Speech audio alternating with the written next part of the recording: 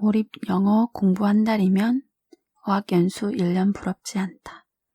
이 책은 영어 시험 성적이 아니라 영어 구사 능력을 향상시키는 방법을 소개하는 데 목적이 있다. 우리가 영어 공부에 수많은 시간과 비용을 투자하면서도 영어 원어민 앞에서 말문 한 번 못 대는 것은 그간 영어 시험 성적을 올리기 위한 공부만 했지 외국인과 소통하기 위한 공부는 하지 않았기 때문이다. 언어는 몸에 배어 자동으로 인출되는 암묵기억의 요소가 강한데 이런 특성을 무시하고 오로지 영어 시험을 잘 보기 위한 외연기억 위주의 학습을 했기 때문이다. 피아노를 치는 능력은 암묵기억이다. 그런데 피아노 실력을 필기시험으로만 평가한다면 어떻게 될까? 필기시험을 잘 보려면 특정 기억을 회상하는 능력, 즉 외연기억 위주로 공부해야 한다. 피아노 건반 한번 두드려보지 않은 사람도 이론 공부만 열심히 하면 필기시험을 잘 볼 수 있다. 바꿔 말하면 피아노 필기시험 성적이 아무리 우수해도 실제로는 피아노를 전혀 치지 못할 수도 있다는 뜻이다. 암묵기억은 쉬운 것을 단순 반복하면서 머무러 익히는 기억이다. 따라서 영어 구사 능력이 미숙한 성인이라면 영어 원어민 5세 정도의 영어 구사 능력을 목표로 연습하는 것이 좋다. 5세 아이는 쉬운 단어와 간단한 문장을 사용하지만 이를 자유자재로 구사하여 의사표현을 할 수 있다. 이렇듯 쉬운 단어와 간단한 문장을 사용하되 아무런 거리낌 없이 자유자재로 영어를 구사하는 것을 목표로 해야 한다. 영어 구사 능력을 키우려면 말하기뿐 아니라 듣기와 읽기에도 많은 시간을 투자할 필요가 있다. 그러려면 영어를 공부하려 하지 말고 생활의 일부로 만들어야 한다. 이를 위해서는 무엇보다 영어를 즐기려는 자세가 중요하다. 나는 고등학교 1학년 때부터 영어 문장을 해석하지 않고 읽는 즉시 이해하는 직독직해를 훈련해왔다. 그러면서 영어 이야기책이나 소설을 즐겨 읽기 시작했다. 다른 과목 공부는 등한시하고 영어 소설만 읽는다는 이유로 고등학교 2학년 여름방학부터는 부모님께서 영어 공부 금지령을 내리실 정도였다. 고등학교 3학년 때도 자습 틈틈이 쉬는 시간에 영어 소설을 읽었는데 딱 10분만 읽자고 마음먹고 영어 소설책을 펼쳐도 시계를 보면 어느새 15분이 훌쩍 지나곤 했다. 그럴 때마다 5분이나 더 쉬었다는 죄책감을 느꼈지만 다음 쉬는 시간이 되면 또다시 영어 소설책을 펼쳐들고는 정신없이 빠져들었다. 누군가에게는 부담스러울 영어 소설 읽기가 내게는 이토록 즐겁고 행복한 휴식이 될 수 있었던 것은 직독직해가 가능했기 때문이다. 영어 듣기를 즐기려면 우리말 해석을 거치지 않고 듣는 즉시 곧바로 이해하는 직정직해가 가능해야 하고 영어 읽기를 즐기려면 직독직해가 가능해야 한다. 최근에는 인터넷과 IT 기술의 발달로 직독직해, 직정직해 연습을 하기가 수월해졌다. 누구라도 인터넷을 통해 직독직해 연습에 필요한 쉬운 영어책을 검색하고 읽을 수 있다. 직정직해 연습을 하려면 쉬운 내용을 원어민이 천천히 또박또박 읽어주는 음성 파일 또는 동영상 파일이 필요한데 이 역시 유튜브에서 쉽게 구할 수 있다. 무엇보다 반가운 기술은 휴대전화 기기에 저장한 음성 및 동영상 파일을 반복 재생해주는 무한반복 앱이다. 아기가 같은 단어를 수백 번 따라하면서 모국어를 익히는 것처럼 영어를 암묵기억으로 학습하기 위해서는 반복해 듣고 따라하는 연습이 무엇보다 중요하다. 무한반복 앱을 활용하면 영어 문장을 수백 번 반복해 듣고 앵무새처럼 따라하는 훈련이 한결 수월해진다. 같은 문장을 수백 번 반복해 듣고 따라하면 지겹고 집중력이 떨어질 것 같지만 사실은 그 반대다. 반복이 몰입을 유도해 빠른 시간 내 집중력이 올라가면서 재미까지 느낄 수 있다. 언제 어디서든 몰입도를 쉽게 올릴 수 있기 때문에 자기 전이나 버스를 기다리는 등의 차투리 시간을 활용하기에도 좋다. 이러한 무한 반복 학습을 통해 영어 듣기와 말하기를 한 달만 연습해보자. 어학연수 1년 다녀온 것보다 훨씬 큰 효과를 볼 수 있다. 자전거 타는 법을 몸이 기억하는 것처럼 영어가 몸에 새겨지는 학습이 가능해지는 것이다. 이 책에서 소개하는 영어 공부법이 수능을 눈앞에 둔 고등학생에게 적합하지 않을 수 있다. 수능은 안목 기억보다 외형 기억을 시험하는 비중이 크기 때문이다. 그러나 머지않아 우리 영어 교육도 핀란드나 북유럽처럼 영어 구사 능력 위주로 바뀔 것이라고 믿는다. 다행히도 안목 기억은 머리 싸매고 공부할 필요 없이 단순 반복을 통해 자연스럽게 얻어진다는 특성이 있다. 스웨덴, 노르웨이, 네덜란드, 스위스 사람들은 대개 영어 구사 능력이 뛰어나다. 캐나다처럼 원어민 교사에 의존하여 영어를 배운 것도 아니다. 이들 나라가 영어를 잘하는 이유는 실용 영어 위주의 학습 덕분이다. 읽기, 쓰기 위주가 아니라 듣기, 말하기 위주로 반복하여 연습시킴으로써 안목 기억으로 학습시킨 것이 성공 비결이다. 영어가 즐거워지는 7가지 방법. 영어를 잘해야 하는 이유를 찾는다. 원어민이 읽어주는 쉽고 재미있는 스토리를 많이 듣는다. 영어 듣기용으로는 논픽션보다 픽션이 좋다. 꾸민 이야기가 더 재미있고 흥미를 끌기 때문이다. 재미를 느끼려면 이야기 자체가 흥미로워야 하지만 무엇보다 내용을 이해할 수 있어야 한다. 이해하지 못하는 이야기에 재미를 느끼기는 어렵다. 그러려면 스토리 난이도가 적당해야 한다. 유튜브 콘텐츠는 대개 자막을 함께 제공하므로 내용을 파악하는 데 도움이 된다. 유튜브 콘텐츠에 영어 오디오북까지 포함하면 듣기 콘텐츠는 무궁무진하다고 볼 수 있다. 영어 듣기를 할 때는 원어민이 읽거나 말하는 것을 듣는 즉시 이해하는 직청직해를 하는 것이 중요하다. 직청직해를 하면 직독직해도 쉬워진다. 쉬운 영어 이야기책을 많이 읽는다. 쉬운 이야기책을 읽되 직독직해하는 것이 중요하다. 즉 우리말로 해석하는 중간 과정을 거치지 않고 영어를 읽는 즉시 곧바로 이해해야 한다. 그래야 영어를 읽고 이해하는 속도가 빨라져 영어 읽기에 재미를 붙일 수 있다. 듣는 즉시 이해하는 직청직해와 읽는 즉시 이해하는 직독직해는 서로 보완적이므로 직독직해를 할 수 있으면 영어 듣기에도 큰 도움이 된다. 영어로 라디오나 드라마를 즐긴다. 영어 듣기 실력이 어느 정도 향상하기 시작하면 오디오북이나 이야기책 말고 다양한 영어 콘텐츠를 즐겨보자. 일상적인 회화를 원어민 발음으로 녹음하여 반복해 듣는다. 영어 말하기를 안목 기억으로 학습하기 위해서는 반복 학습이 가장 효과적이다. 우선 일상에서 필요한 회화를 원어민 발음으로 녹음한 파일을 구한다. 그런 다음 무한 반복 앱을 이용하여 이 녹음 파일을 반복해 들으면서 따라한다. 단어와 수고는 듣기와 읽기를 통해 자연스럽게 외운다. 새로운 단어와 수고를 익힐 때에는 단어장을 만들어 달달 외우지 말고 듣기와 읽기를 많이 함으로써 자연스럽게 반복 학습을 하는 것이 좋다.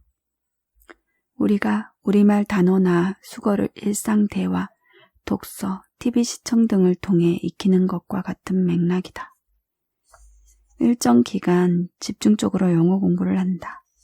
하루 1시간씩 1년간 공부에 365시간을 채우는 것보다 하루 10시간 이상 한 달간 집중적으로 공부하여 365시간을 채우는 방식을 추천한다.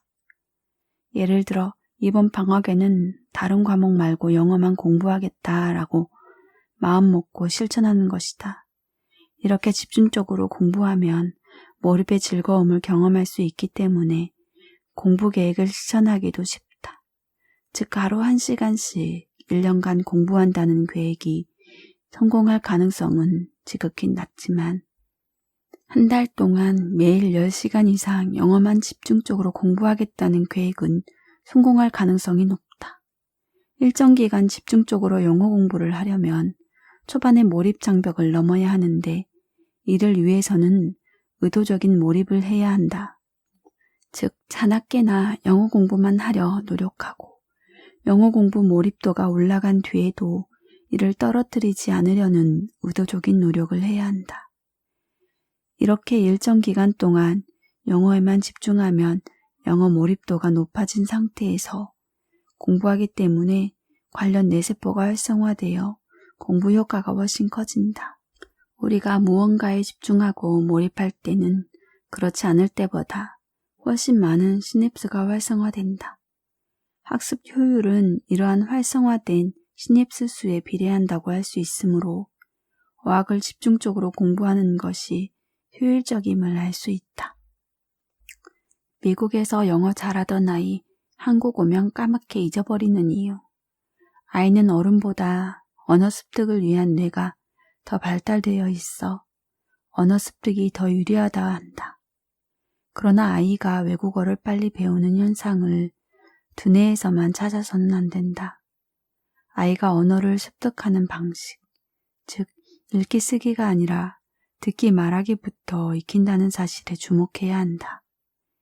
이는 핀란드가 영어 교육 방식을 읽기 쓰기 위주에서 듣기 말하기 위주로 바꾸면서 영어 구사 능력이 현저히 향상된 역사적인 실험 결과를 통해서도 확인할 수 있다.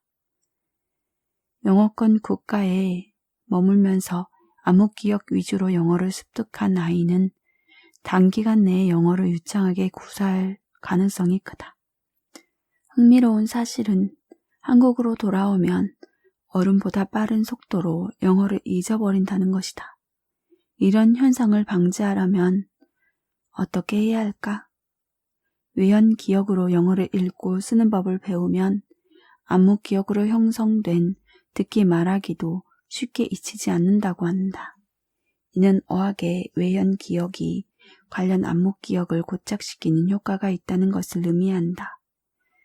따라서 듣기 말하기의 암묵 기억이 형성된 다음에는 그 기억을 유지하기 위해 읽기와 쓰기의 외현 기억 학습이 뒤따라야 한다.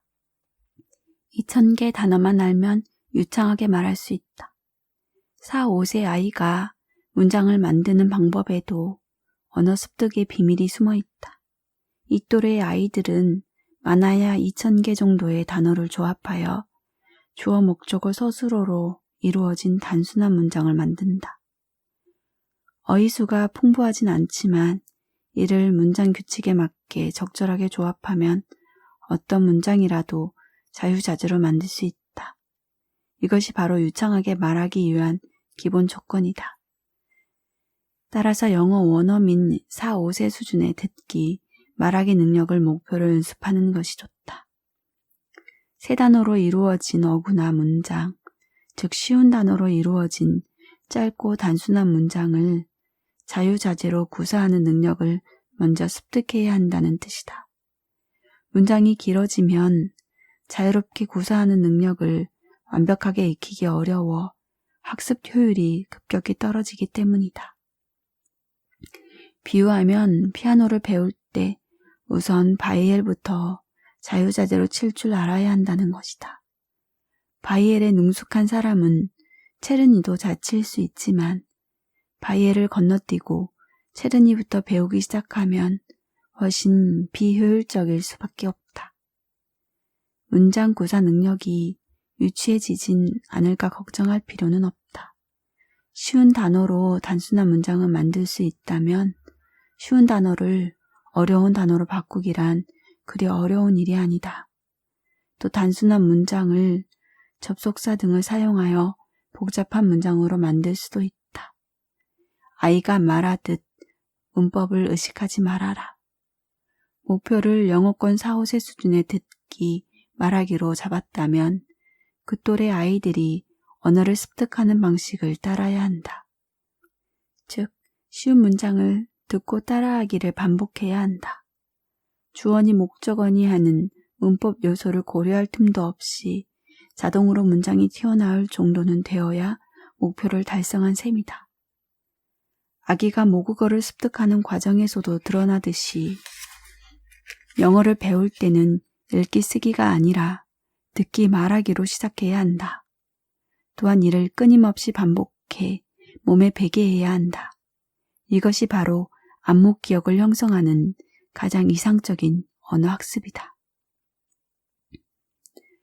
아기가 모국어를 배우는 것처럼 영어 공부를 하는 것은 처음부터 완벽하게 영어로 말해야 한다는 부담감을 버리라는 뜻이기도 하다. 영어 공부를 시작하는 단계에서 외국인과 영어로 대화할 때는 문법을 의식하지 않는 것이 좋다. 아이는 문법을 전혀 신경 쓰지 않고 말하지만 타인과 의사소통을 할 수 있다. 한 단어든 두 단어든 어휘 순서에도 구애받지 않고 그저 자기 의사를 전달하기 위해 떠오르는 대로 말한다. 아이는 수없는 시행착오를 반복하면서 유창하게 말하는 실력을 갖추게 된다. 우리도 시행착오를 두려워하지 말아야 한다. 틀리든 맞든 두려워하지 말고 일단 영어로 말문을 열어보자. 시간이 지나면 틀린 부분이 자연스럽게 교정되면서 안목 기억에 의해 올바른 영어를 편하고 자유롭게 구사할 수 있게 될 것이다. 듣기부터 시작해야 거울 유련이 작동한다.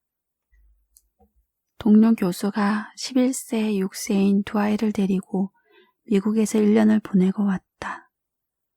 첫째는 한국에서 영어를 웬만큼 배웠고 둘째는 알파벳도 모르는 수준이었다고 한다. 그런데 놀랍게도 한국에 돌아올 때 영어를 자유자재로 구사하게 된 쪽은 둘째였다. 영어를 전혀 몰랐던 둘째가 영어를 배우고 간 첫째보다 영어를 더 잘하게 된 이유는 무엇일까? 둘째는 영어를 전혀 배우지 않았기 때문에 아기가 모국어를 배우는 방식으로 영어를 습득했을 것이다. 일단 듣고 앵무새처럼 따라하기를 반복하는 한마디로 안목 기억 위주의 학습을 한 셈이다. 그러나 첫째는 한국에서 영어를 배우면서 읽기와 쓰기 위주의 학습에 이미 익숙해졌다. 읽기부터 배운 탓에 동생처럼 아무 생각 없이 듣고 따라하는 연습을 반복하지 못했고 안목 기억에 의한 학습 효과도 거두지 못한 것이다. 영어권 국가에서 1년 정도 머물 경우 한국에서 이미 영어를 배운 아이는 실력이 크게 좋아지지 않는데 영어를 배우지 않고 간 아이는 영어를 잘하게 되는 경우가 많다. 읽기부터 배우는 방식에 대체 무슨 문제가 있기에 이런 결과가 나오는 것일까? 글자를 배우면 우리 뇌에서는 그것을 단기적으로 전전두엽에 저장했다가 밤에 자는 동안 해마를 통해 장기 기억으로 저장한다.